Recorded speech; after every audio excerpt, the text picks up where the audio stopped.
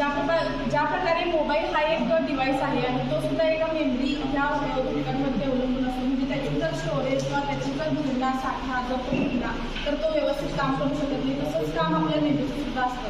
मेंदूमध्ये मुख्यतः 2 भाग असतात.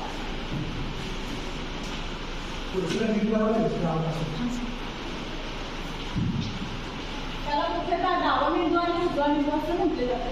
ठीक आहे. तर डावा मेंदू आणि उजवा मेंदू हा वेगवेगळ्या पद्धतीने आपलं काम करत असतो. तर डावा मेंदू आणि उजवा मेंदू ह्यांचं जर समायोजन झालं आणि हे एकत्रितरित्या काम केलं तर तो व्यक्ती हुशार किंवा हुशारमध्ये गणला जातो. तर तसंच तुमचा मेंदूची रचना, तुमच्या मेंदूचे कार्य कसं सुरळीत आहे काय, तुम्हाला अजून त्याच्यावरती काय काम करायला लागणार काय, ते आपण एका प्रयोगाद्वारे बघायचं. हे एकाच वेळेला तुम्हाला दोन्हीकडं समायोजन साधून वाळू खाली न सांगता म्हणजे एकदम अशा कमी वेळेमध्ये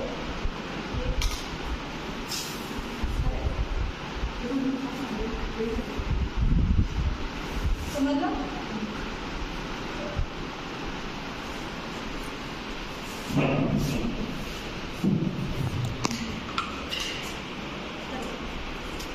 वाळू खाली सांगितलं.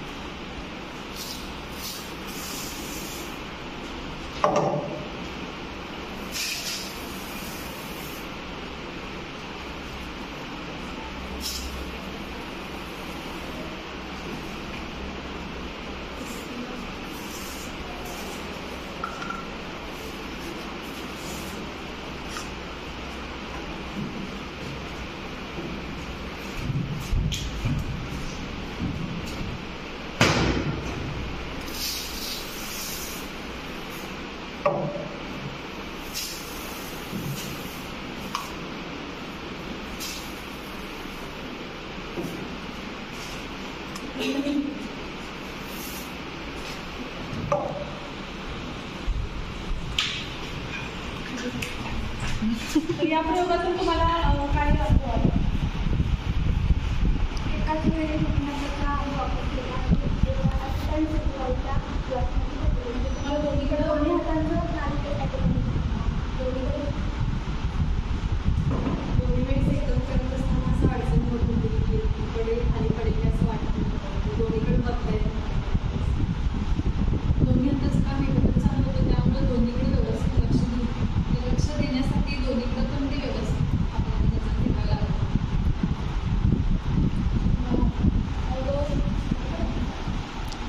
डावा मेंदू आणि उजवा मेंदू हा एकत्र कार्यरत असताना त्याचं समायोजन साधून जर आपण तशाच क्रिया सतत करत राहिलो तर आपल्या मेंदूची क्षमता वाढू शकते. हे एका सरावानं असं प्रत्येक वेळी सरावानुसार आपण करू शकतो. या व्यतिरिक्त आपण आहारामध्ये काय काय घेऊ शकतो तुम्ही प्रत्येकाने एक तुम्हाला सांगायचं संतुलित आहार घेतला पाहिजे. त्यामध्ये जीवनसत्वे, प्रथिने, कर्बोहायड्रेट या सगळ्यांचा एकत्रित संतुलितपणे समावेश केलेला असतो.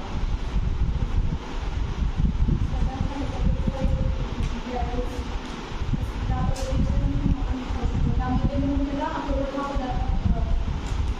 ड्रायफ्रूट आपण खाऊ शकतो. या व्यतिरिक्त व्यायाम, पळणे, धावणे किंवा वॉकर चालणे अशा पद्धतीचा पण आपण व्यायाम करून पण मेंदूची कार्यक्षमता वाढवू शकतो. अशा पद्धतीने आपण मेंदू, त्याची रचना आणि कार्य बघितलेले. पुढच्या तासाला आपण